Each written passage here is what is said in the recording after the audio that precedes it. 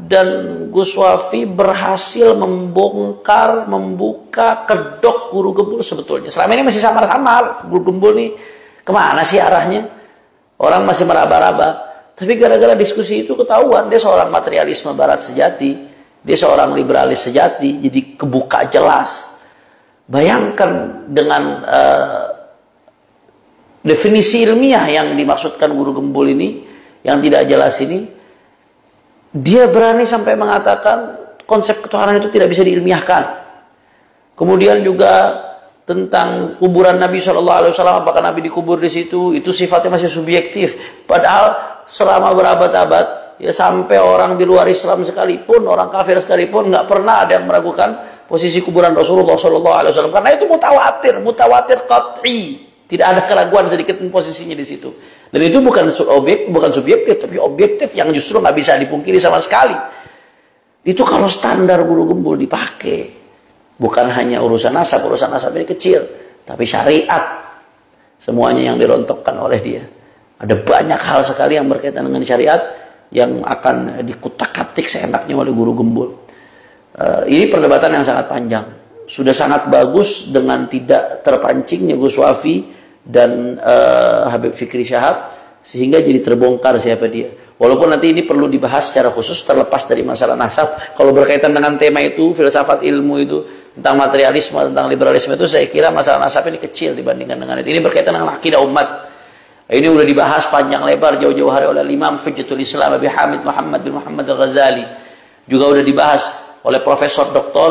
Syekh Muhammad Sa'id Ramadan Al-Buti dalam kitabnya Kubral Yaqiniyat Al-Kauniyah. Nah, ketika di awal kitab tuh Syekh Al-Buti langsung membahas tentang al-manhajul ilmi lil bahthi 'an al-haqiqah 'inda ulama al-muslimin wa ghairihim. Bagaimana metodologi ilmiah di dalam mencari kebenaran. Apa itu kebenaran? Bagaimana metodologi ilmiah yang betul untuk sampai kepada sebuah hakikat kebenaran?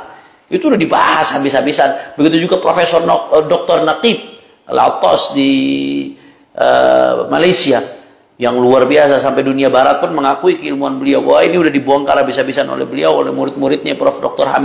Fahmi Hamid Zarkashi, Dr. Adian Husaini, dan masih banyak lagi.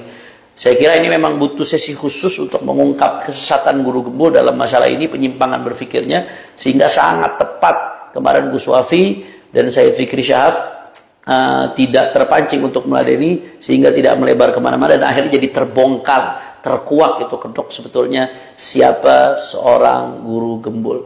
Bahkan yang lebih lucunya lagi ya, ketika Gus Wafi mengutip dari sebuah kitab tentang apa itu ilmu dan bagaimana cara mendapatkan sebuah ilmu dari sebuah kitab, Gus Wafi mengutip, dia langsung memvonis, oh kalau sumbernya kitab itu nggak ilmiah, itu tradisional, itu bukan metodologi ilmiah.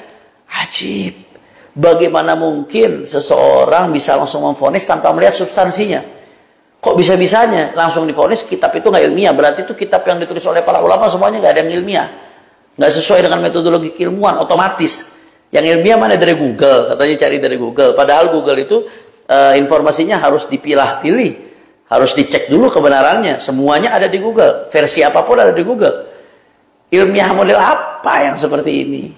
Dan lebih lucunya lagi, ya, ketika dia bicara ilmiah, ngalur ngidul panjang lebar kemana-mana sampai terungkap itu kedoknya, begitu ditarik ke tema, kembali ke masalah nasab, yang ilmiah itu menurut dia dengan menghitung statistik, harusnya nasab alawi menurut perhitungan dia itu, kalau mau benar antara 58 sampai 77. Kalau 39 sampai 45 itu tingkatan generasinya ya, dari Nabi SAW sampai sekarang itu meleset, nggak mungkin, kemungkinannya sangat kecil, bahkan mustahil dia katakan.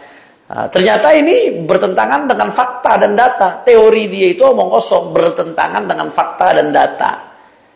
Faktanya apa? Faktanya asyraf di dunia nggak seperti itu. Asyraf di dunia yang diakui sekalipun dari berbagai aspek itu ada yang antara 39, 41, 42 dan lain sebagainya. Dan ini nggak berbasis data. Ditanya sama Gus Wafi, ada nggak Sayyid yang dari zaman Nabi sampai sekarang, atau raja siapa gitu dari zaman Nabi sampai sekarang keturunannya yang 1500 tahun itu sampai 77 generasi, ada nggak? Dia nggak bisa membuktikan satu pun. Berarti teori yang disampaikan omong kosong, nggak berbasis fakta, nggak berbasis data.